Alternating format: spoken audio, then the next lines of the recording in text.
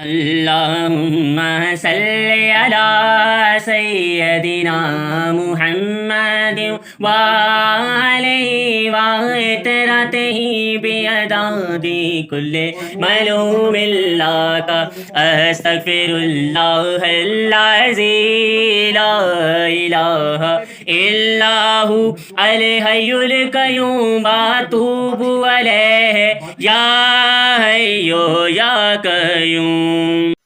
بسم اللہ اللہ السلام القول من رب الرحیم یا رافیو حسبنا اللہ نعم الوکیل نعم المولا و نعم النصیر. اللہم صلی علی محمد النبی الامی وعلی آلہ وصحابہ وبارک وسلم تسلیما. سب سے پہلے تمام حاضرین اور غائبین کو ایاز فہیم کی طرف سے السلام علیکم. آج ہم جس موضوع پر بات کر رہے ہیں وہ ہے اخلاق. اخلاق ہے کیا؟ یہ خلق سے نکلا ہے. خلق کا معنی ہے وہ حالت یا عادت جس کے ذریعے بغیر سوچے سمجھے کوئی بھی قول و فعل سرزد ہو، وہ کیا کہلاتا ہے؟ خلق کہلاتا ہے. ہمارے پاس خلق کو اگر آپ دیکھیں یہ عادت ہے. اگر کوئی بھی قول و فعل شرعن اور اچھے انداز سے رونما ہوگا تو یہ حسن خلق ہوگا. اگر کوئی قول و فعل کوئی کام شرعن یا حسن اخلاق عمدہ انداز سے نہ ہوگا تو اسے خلق بد کہتے ہیں. تو اس طرح سے ہمارے پاس خلق وہ اعمال ہیں جو ہم شرع کے مطابق سر انجام دیتے ہیں، یعنی اس انداز سے سر انجام دیتے ہیں جو میرے آقا دو عالم صلی اللہ علیہ وآلہ وسلم نے فرمائے ہیں. اگر ہم رسول اللہ صلی اللہ علیہ وآلہ وسلم کے بتائے ہوئے طریقے کے مطابق اپنی زندگی کے ہر قول و فعل کو اور اپنی پوری کی پوری حیات کے ہر ایک عمل کو اسی سانچے میں ڈھال دیتے ہیں تو اس کا مطلب ہے ہمارا اخلاق بہت اچھا ہے.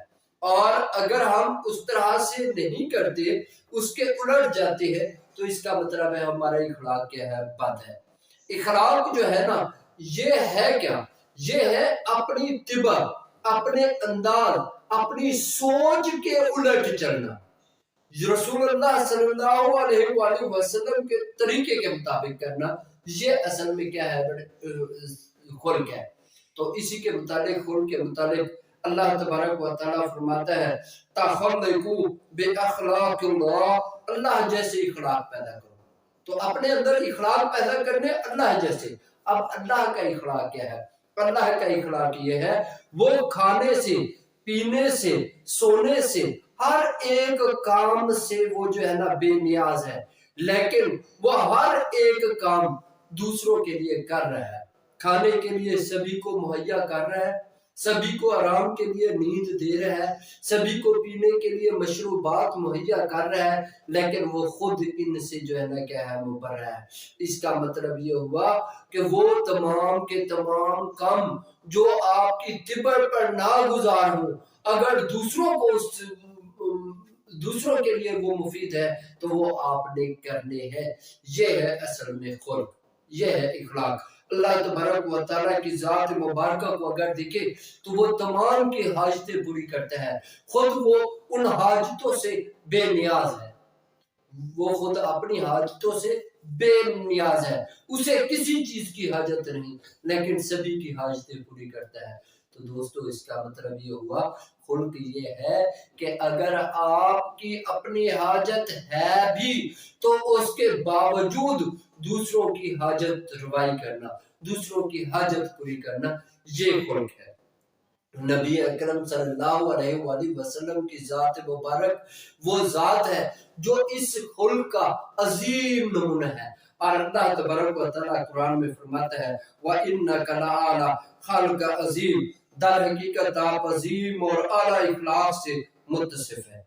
تو یہ اگر دیکھیں اخلاق کے مادی طور پر اگر ہم انسان کو دیکھیں تو انسان کی تخلیق کے وقت اللہ تبارک و تعالیٰ نے فرشتوں سے کہا کہ جب میں انسان کو مٹی سے تخلیق کر لوں یعنی بنا لوں اور اسے بہتر انداز میں ترتیب دے دوں، اس کا تصفیہ کر دوں اور اس میں اپنی روح پھونک دوں، تو تب آپ لوگوں نے اسے کیا کرنا ہے؟ سجدہ کرنا ہے۔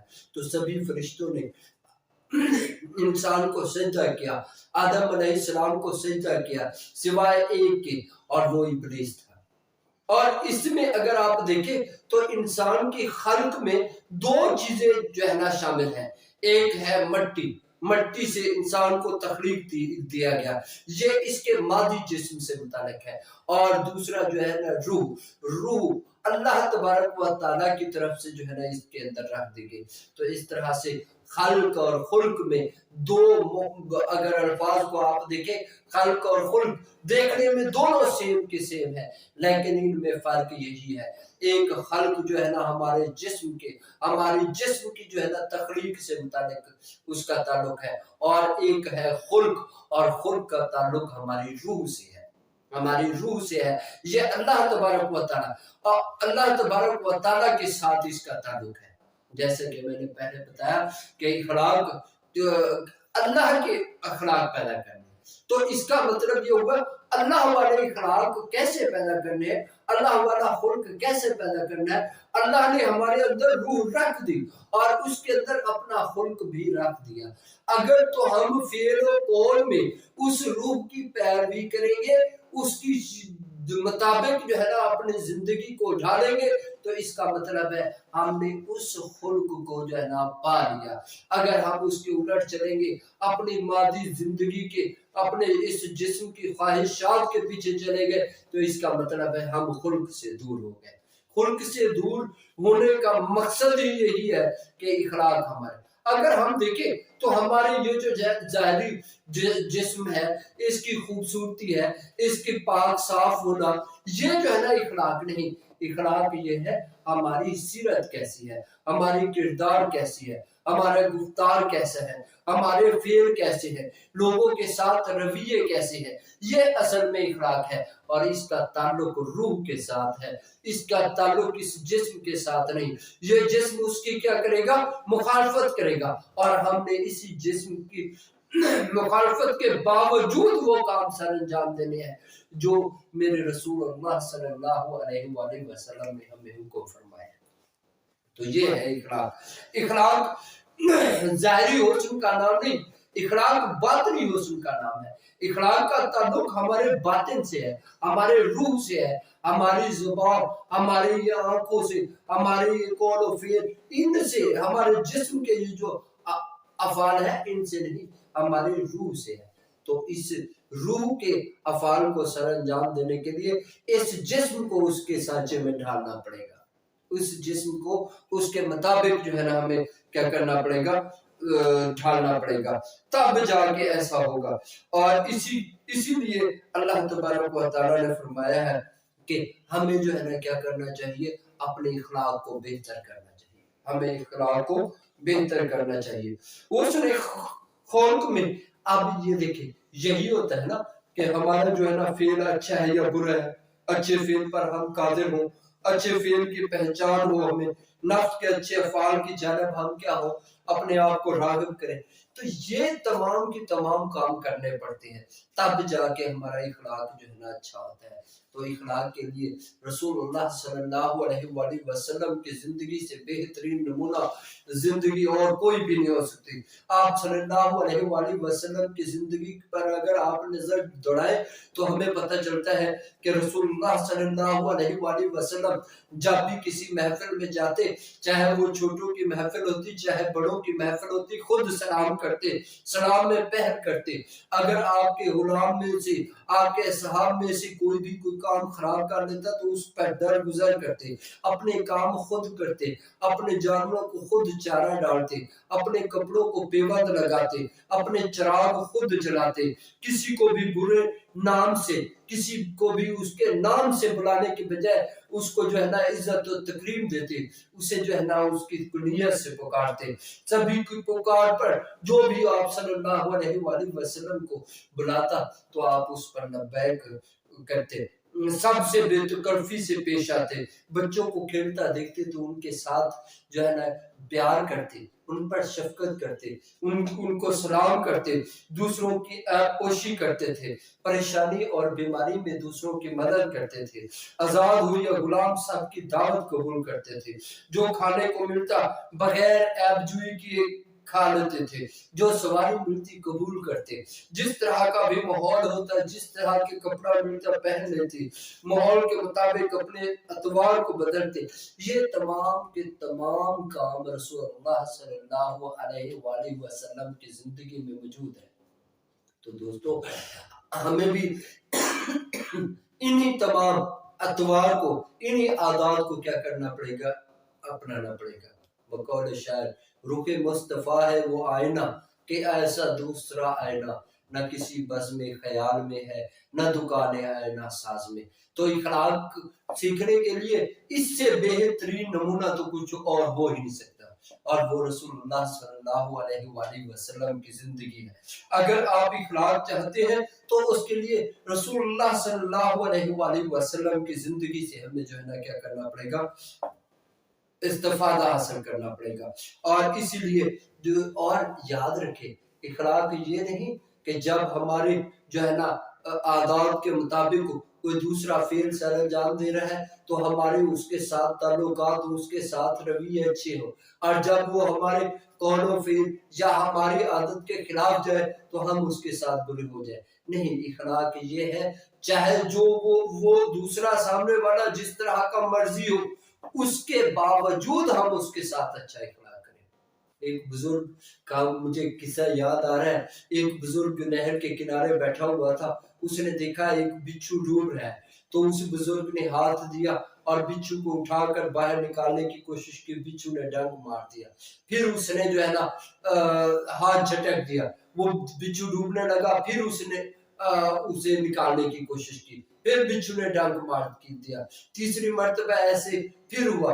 फिर एक सियाने शख्स ने कहा कि बुजुर्गों आपको क्या है, क्यों आप इस बिच्छू को बचाने की कोशिश कर रहे हैं, वो बार बार तुम्हें डंक मार रहा है और तुम बार बार उसे बचाए जा रहे हो, वजह क्या है? तो बुजुर्ग ने कहा कि उसकी आदत है कि वो बुरे इखलाक का मालिक है, उसकी आदत है डंक मारना, और मैं अच्छे इखलाक का मालिक हूँ, मेरी आदत है डूबते को बचाना। तो इसलिए मैं अगर वो अपनी बुरी आदत नहीं छोड़ सकता तो मैं अपनी अच्छी आदत भी नहीं छोड़ सकता। तो दोस्तों ये है कि दूसरों की बुरी आदत को देखते हुए अपनी आदत को, अपनी अच्छी आदत को छोड़ देना जो है ना इखलाक नहीं। इखलाक ये है चाहे जो मर्जी हो जाए, चाहे जो मर्जी हो जाए, जिस तरह का मर्जी मामला हो, हम अपनी जो है ना अच्छे इखलाक, अपने अच्छे रवैये को क्या करें, बरकरार रखें, कायम रखें। तो इसी तरह से एक ये जो है इखलाक आता है कैसे? इखलाक के दो तरीके हैं। एक है अता इलाही, अल्लाह तबारक व तआला की तरफ से। आपने देखा होगा मुख्तलिफ अंबिया अलैहिस्सलाम को अल्लाह तबारक व तआला ने इखलाक के हमीदा से जो है ना नवाजा, तो उनके बचपन से लेकर उनके मौत तक हर एक लम्हा उनका इखलाक हुस्ना पर गुजरा।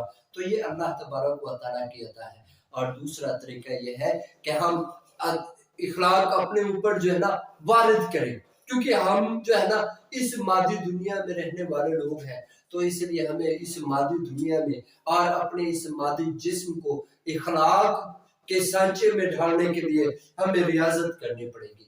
रियाजत के साथ साथ एक बेहतरीन तरीका है सोबत। अच्छे लोगों की सोबत से भी जो है ना इखलाक हासिल होता है। एक शायर कहता है सोबत साले तरा कुन, सोबत साले तरा साले कुन, सोबत ताले तरा ताले कुन।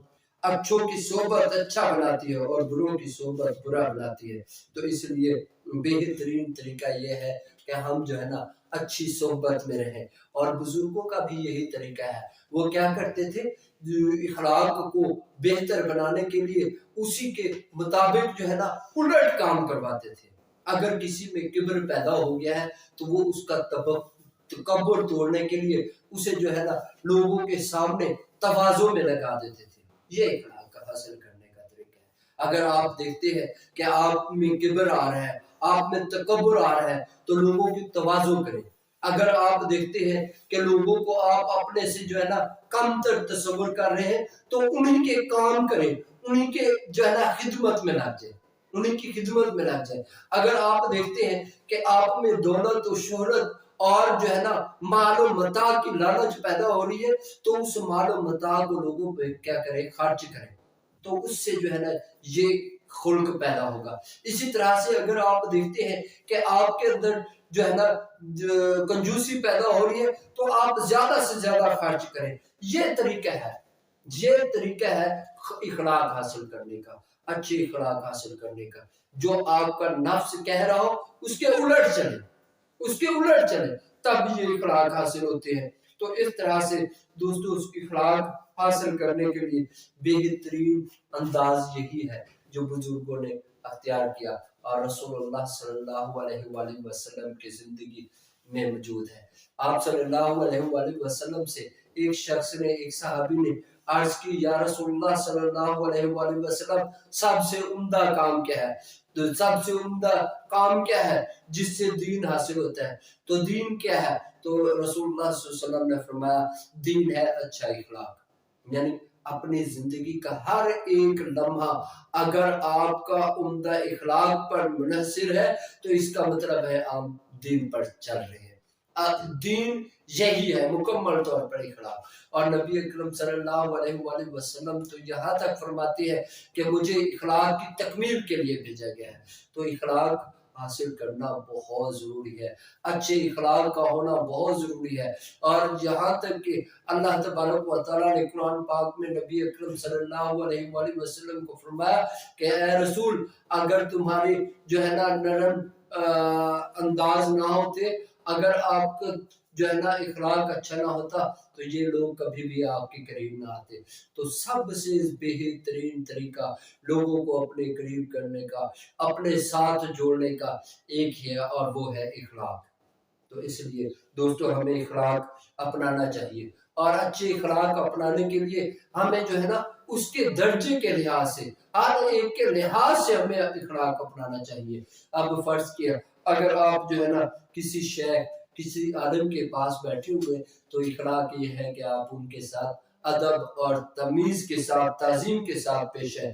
اگر دوستوں میں ہے تو ان کے ساتھ بے تکلف ہوں اور اچھے اخلاق سے بات چیت کریں۔ اگر بچوں میں ہے تو ان سے شفقت اور پیار سے پیش ہے۔ اگر بوڑھوں کے ساتھ بات کر رہے ہیں تو ان کے ساتھ جو ہے نا بڑے ہی ادب اور احترام کے ساتھ پیش ہے۔ یہ ہے اخلاق، یہ ہے اخلاق۔ اور اخلاق کا تعلق روح سے ہے۔ تو دوستو یاد رکھیے گا، اپنی روح کو پاکیزہ کریں۔ اپنے اخلاق کو اچھا بنانے کے لیے اپنی روح کو پاکیزہ کرنا پڑے گا، اس کے ساتھ تعلق بنانا پڑے گا۔